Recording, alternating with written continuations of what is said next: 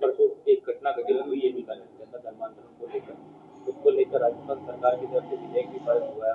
Other राज्यों के अंदर भी है, राजस्थान के अंदर भी शुरुआत हो रही है, क्या कहना चाहिए? देखिए, ये भारतवर्ष के अंदर विभिन्न धर्मों से बना हुआ है। हिंदू, सिख, ईसाई, सब मुस्लिम, सब धर्मों से मिलकर के ये देश बना है। जब भारत को महान कहा गया है, हमारा किसी धर्म के प्रति कोई विरोध नहीं है। हम हिंदू धर्म को भी महान मानते हैं, मुस्लिम को भी महान मानते हैं और ईसाई को भी मानते हैं, सभी धर्मों को महान मानते हैं। लेकिन हमारे धर्म के साथ कोई व्यक्ति छेड़छाड़ करे, अब जो परसों की घटनाएं हैं, भोले भाले लोगों को गुमराह करके एक कुछ पैसे के लालच देकर के बुलाया गया, कुछ लोगों को उनकी सहायता के रूप में आश्वासन देकर के बुलाया गया, कुछ लोगों को चिकित्सा के व्यवस्था के रूप में बुलाया गया। मतलब अलग अलग लालच देकर के लोगों को बुला करके धर्म परिवर्तन की भावनाओं में बहका करके यीशु का नाम देकर के, ठीक है, हम राम जी का जयकारा लगा कर राम जी की जय बोलते हैं, तो वो बुरी नहीं है। हम किसी मुस्लिम भाई को कहें कि आप हिंदू धर्म को ज्वाइन करो, ईसाई को हम कहें कि आप हिंदू धर्म को ज्वाइन करो, तो ये कतई अच्छी बात नहीं है। हम ये मानते हैं कि स्वेच्छा से कोई आए विषय अलग है, लेकिन आप किसी को लालच देते हो, पैसे देते हो, ये करते हो, वो करते हो, ये मतलब सहन करने योग्य बातें नहीं है। इसलिए मैं तो ये कहता हूँ, अगर किसी प्रकार की इस प्रकार की घटनाएं होती है तो हिंदू कभी इस बात को सहन नहीं करेगा। वो भी हिंदुस्तान के अंदर इस प्रकार की घटनाएं करते हैं तो ये सहन योग्य नहीं है। मैं सरकार से भी निवेदन करूंगा कि इस पे एक ऐसा कानून बने, किसी भी प्रकार से इस प्रकार के लोग हो तो ये दंडनीय हो और इनके खिलाफ कड़ी से कड़ी कार्रवाई हो। क्योंकि परसों कितनी गहन मेहनत के बावजूद पुलिस भी गई, पुलिस 151 के अलावा उसको गिरफ्तार नहीं कर सकती थी। अब गिरफ्तार भी किया तो 151 में उनकी जमानत हो गई। तो पूरे दिन के घटनाक्रम में उसका रिजल्ट कुछ नहीं निकला, रिजल्ट 0 रहा। लेकिन क्यों? अगर वहां मारपीट हुई, मारपीट में अगर किसी को ज्यादा लग जाती, किसी को कम लग जाती, तो उसके जवाबदार कौन होता? अगर आप किसी प्रकार से धर्म परिवर्तन कराने की बात करते हो तो हिंदू धर्म के अंदर आक्रोशित लोगों ने एक वहां जाकर के जयकारा लगाया, वो ला करके मारपीट हुई। तो मारपीट में कितनी हो सकती है, क्या हो सकता है, इस बात को क्या पता लगता है। लेकिन मैं यही निवेदन करूंगा सरकारों से कि इसके प्रति कानून बने कि कोई इस प्रकार की कोई गलत भावना से अगर धर्म परिवर्तन की बात करता है तो कड़ी से कड़ी उसको सजा हो और दंडनीय अपराध हो। बताइए। परसों ये कांड हुआ था बीकानेर में, ये लगातार कई सालों से चलता आ रहा है। परसों हमारे को इनपुट मिला, मोहल्ले वासियों ने सूचना दी थी कि भाई हमारे यहाँ अंत्योदय नगर के पीछे जो बंगला नगर कच्ची बस्ती टाइप का स्लम्स का एरिया है, वहाँ पर ये प्रार्थना सभा के लिए कुछ लोग इकट्ठे हो रहे थे। कई समय से उनके वहाँ आना जाना था, लोगों को, आसपास के लोगों को, आसपास के गाँव के लोगों को भी वहाँ बुलाया जाता था और उनको लगातार धर्म परिवर्तित करने के लिए दबाव वहाँ पर बनाया जाता था, प्रलोभन भी दिया जाता था। 20 से 25,000 रुपए तक की बात भी वहाँ सुनने में आई कि 20-25,000 रुपए प्रति व्यक्ति का देने का वहाँ कोई बात चल रही थी इस तरह से। और उसकी पुष्टि करी हमने, सूचना की, और सूचना की पुष्टि होने पर वहाँ पर पुलिस को लेकर के हम मौके पे गए और पुलिस ने कार्रवाई करते हुए वहाँ 10 लोगों को गिरफ्तार किया, जो लोग बाहर से आए हुए थे और कुछ लोग यहाँ के थे। उसमें 2 फौजी भी थे और उनको क्योंकि वहाँ पुलिस में मिलिट्री पुलिस आ गई थी तो उनके आपस में समन्वय के हिसाब से उनके ऊपर कार्रवाई जारी है। जी, इसको लेकर जैसे राजस्थान सरकार ने अभी ये विधेयक पेश किया है जो धर्मांतरण के विरुद्ध, ये स्वागत योग्य कदम है। और बड़े लंबे समय से विश्व हिंदू परिषद, बजरंग दल और हमारे संगठन जो हैं वो हिंदुत्व संगठन सारे, वो पूरे भारत में इस तरह की लड़ाई को लड़ते हुए आ रहे हैं और ये बहुत बड़ी जीत है कि राजस्थान में अगर इस तरह का कोई कानून बनता है। धर्मांतरण, देखिए, जब धर्म व्यक्ति बदलता है तो वो अपनी नेशनलिटी के प्रति भी उसकी जो उसका लगाव है वो कम हो जाता है। जो जहां जहां धर्म परिवर्तन हुआ है, आप देख लीजिए, वहां अलगाव की बातें आज चल रही है। जिस किसी भी क्षेत्र में, भारत के किसी भी क्षेत्र में धर्मांतरण बड़ी तेजी से फैला, आप वहां देख लीजिए कि आज वो अलगाव की वहां पे आवाजें सुनाई देती है। तो इसको रोकना बहुत आवश्यक है और राजस्थान की सरकार ने बहुत ही शानदार ये कदम उठाया है, विधेयक पास किया है। इस पे कानून जल्द से जल्द बनाए और इसको लागू करे, ये हमारी मंशा है। जिस प्रकार से आजकल के युवा है, उनकी मानसिकता इस प्रकार से बदल गई, उनको लेकर क्या ये धीरे धीरे अपने समाज के अंदर फिल्मों के माध्यम से, गानों के माध्यम से जो ये विष घोला जा रहा था, लोग अपनी खुद की जो स्व है उसको पहचानने से इनकार कर रहे हैं और दूसरे के प्रति आकर्षित हो रहे हैं। उनको अपने स्व में आना पड़ेगा, उनको अपने धर्म को, अपनी रीति नीति को, अपनी पारंपरिक जो हमारी परंपरागत जो हमारी सभ्यता की, संस्कृति की जो चीजें हैं उनके ऊपर अमल लाना पड़ेगा और वही महान है, ये उनको समझना पड़ेगा और हिंदू होने पर गर्व करना पड़ेगा, ताकि वो धर्म परिवर्तन की किसी भी प्रलोभन में ना आए और अपने स्व में रहें और अपने धर्म के अंदर रहें। आपका नाम? अनिल शर्मा, विश्व हिंदू परिषद महानगर अध्यक्ष, बीकानेर। जो मामला निकल कर आया सामने, उसको लेकर क्या कहना चाहेंगे? बीकानेर में अभी लव जिहाद और धर्म परिवर्तन की काफ़ी सारी घटनाएं घट रही है, जिसका ताज़ा उदाहरण आपने परसों ही देखा होगा कि बंगला नगर, आंतोदी नगर के पास में, वहाँ पर भी धर्म परिवर्तन करवाया जा रहा था। और बीकानेर में ऐसी 12-13 जगह पे ये सिलसिला चल रहा है। हमें हिंदू समाज द्वारा सूचना दी गई थी कि यहाँ पे पैसों का लालच दे करके जबरन धर्म परिवर्तन करवाया जा रहा है। उसी के आधार पर सभी संगठन वहाँ पे पहुँचे और जाकर के कार्रवाई की।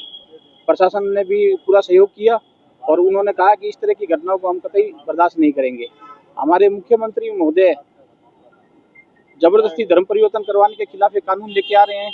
जो हमारे स्वास्थ्य मंत्री गजेंद्र सिंह जी ने एक विधेयक पेश किया है 2025 का, जिसमें जबरदस्ती धर्म परिवर्तन करवाना गैर कानूनी होगा और अगर किसी नियम अनुसार करवाते उसकी बहुत लंबी प्रक्रिया होगी। तो हम चाहते हैं कि इस तरह की घटनाओं को रोका जाए और पैसों का लालच देकर के जो धर्म परिवर्तन करवाया जा रहा है उस पर अंकुश लगे। प्रशासन से हम सहयोग करते हैं कि हम उनको सूचना देंगे और उस पर खुद कार्रवाई करें। हिंदू समाज को कार्रवाई करने के लिए आगे न आना पड़े। अगर प्रशासन खुद इस पे संज्ञान लेता है तो समाज प्रशासन का सहयोग करेगा। इस प्रकार से आज जो युवा भटकता जा रहा है, उसके लिए संगठन क्या क्या कर रहे हैं? भाई आजकल जो युवा भटक रहा है, देखो लड़कियों का तो इंस्टाग्राम सबसे बड़ा मुद्दा है।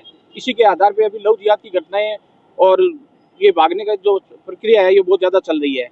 और युवाओं में नशा है और नशे की वजह से वो चोरी चकारी अपराध भी करते हैं। जैसे भी आपने देखा भी होगा, कल गंगा से थाना पुलिस ने भी एक बहुत बड़ी कार्रवाई की है।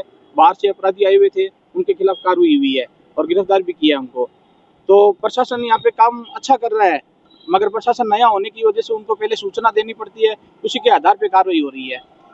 पहले पुलिस का एक डोर होता था कि वो हर क्षेत्र के अंदर अपने आदमी रखते थे और उसी आदमी की वजह से वो एक दूसरे से साझा संपर्क करते थे और कार्रवाई करते थे। मगर अब सब कुछ मोबाइल के आधार पे है।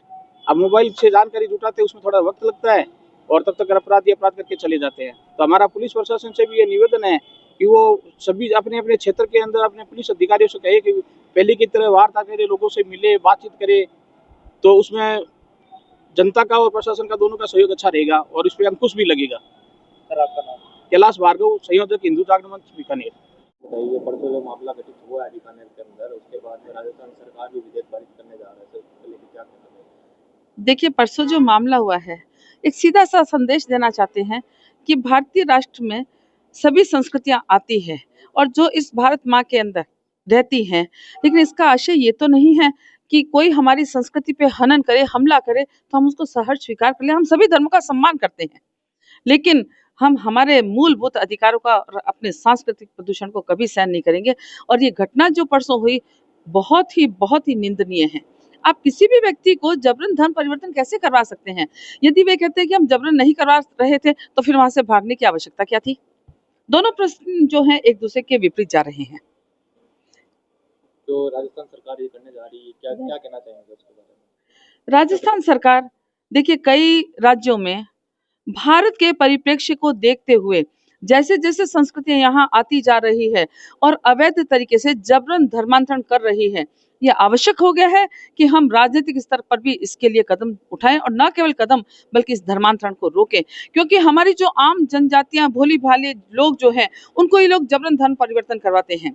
और यदि ऐसा होता है तो हमें धर्मांतरण रोकने के लिए कानून लाना चाहिए। और जो कानून कई राज्यों में लागू हो चुका है, जो गजेंद्र सिंह जी ने अभी धर्मांतरण के लिए कार्य किए हैं, जिसके अंतर्गत यदि आप जबरन करवाते हो तो आपको सजा होती है, 50,000 तक का आपको जुर्माना देना होता है। मैं तो कहती हूँ सजा ही क्यों हो, 50,000 जुर्माने को तुरंत देशद्रोह का मुकदमा लगाना चाहिए उनके ऊपर। तो हमारी संस्कृति को नष्ट करते हैं, हमारे यहाँ रहते हैं, हमारी भारत माता का खाते हैं। क्या मेरा राष्ट्र धर्मशाला है क्या कि कोई भी यहाँ पे आए और जबरन धर्म परिवर्तन करवा दे? हम इसका जो विधेयक पास हो रहा है उसके लिए बहुत बहुत साधुवाद देते हैं भारत राष्ट्र के शीर्षस्थ नेतृत्व को कि वो दिन आए तो सही कि माँ भारती की सुरक्षा हो रही है। और घोर निंदा करती हूँ, घोर भर्त्सना करती हूँ जो धर्म परिवर्तन करवा रहे हैं। पहले वो अपना धर्म तो पता कर ले कि उनका जमीर क्या है, क्यों वो धर्म परिवर्तन करवाने के लिए आमदा है। सीधा सा लगता है कि अंतर्राष्ट्रीय फंडिंग होती है, उनको पैसा मिलता है और पैसे के आर्थिक लालच के लोभ में वो लोग धर्म परिवर्तन करवाने का कार्य करते हैं। तो युवा युवती आजकल के जो भ्रमित होते जा रहे हैं, संगठन उसके लिए क्या क्या करता आ रहा है?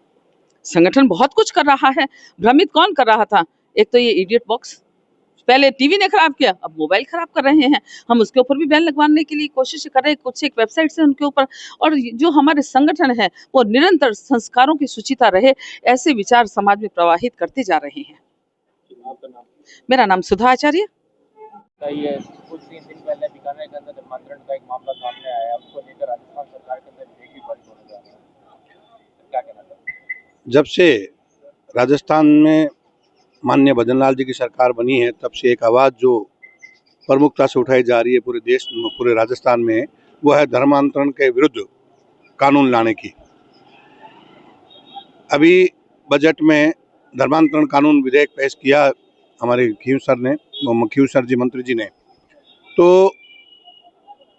ये जो देश की जो आज स्थिति है, उसमें निश्चित रूप से देश आगे बढ़ रहा है। 1947 तक माननीय प्रधानमंत्री जी का विजन है कि भारत विकसित देशों की गिनती में आए, विकसित देश बन जाए।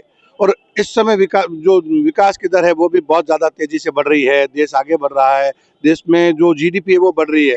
तो जो आसपास के जितने भी विदेशी ताकतें हैं, उन सबको इस बात का दर्द है कि भारत जब विकसित होगा तो निश्चित रूप से एक विशाल वटवृक्ष की तरह होगा। तो वो उन चीज़ों से डरते हुए अपने घुसपैठिए भेज करके विभिन्न तरीकों से इस देश की जनता में जो देश के प्रति जो भाव है, जो राष्ट्रीयता है, जो धर्म के प्रति आस्था है, उसमें कहीं ना कहीं चोट करने का प्रयास कर रहे हैं। और उसी का नतीजा है कि बिना किसी कानूनी प्रक्रिया को अपनाए हुए विधर्मियों द्वारा धर्म परिवर्तन का कार्यक्रम किया जा रहा है। निश्चित रूप से धर्म परिवर्तन के विरुद्ध कानून आना चाहिए और इस कानून को प्रदेश और केंद्र से भी मंजूरी दी जानी चाहिए। जब किसी धर्म की पूजा पद्धति को मानने वाले व्यक्ति को प्रलोभन देकर के विधि विरुद्ध जो अगर कहीं धर्म परिवर्तन करवाएगा तो निश्चित रूप से अपराध है, उसको अपराध की श्रेणी में रखना चाहिए। उसको 10 साल की सजा है और इस 10 साल की सजाओं से अगर जब किसी को होगा तो निश्चित रूप से जो भाव है इसका कि धर्मांतरण जबरदस्ती नहीं हो, प्रलोभन से नहीं हो। 10-10, 15-15, 25-25 हज़ार रुपया महीना दे करके धर्म परिवर्तन करवाते हैं, उनको आगे स्वर्ग का और दूसरे तरह का प्रलोभन दिया जाता है। जो गरीब तबके के लोग हैं उनको धर्म से तो कोई जिसको परिवर्तन करना मतलब नहीं है, लेकिन जो प्रलोभन के द्वारा करवाया जा रहा है तो निश्चित रूप से ये गलत है और हम इसके साथ हैं। और हम इसके लिए माननीय भजन लाल जी सरकार का और राजस्थान सरकार का हृदय से स्वागत करते हैं, अभिनंदन करते हैं। निश्चित रूप से गजेंद्र सिंह जी खींव सर द्वारा जो आज ये धर्म परिवर्तन का विधेयक पेश किया गया है उसको केंद्र भी मंजूर देगा, ऐसा मेरा विश्वास है। सर, आपका नाम? एडवोकेट अशोक प्रजापत।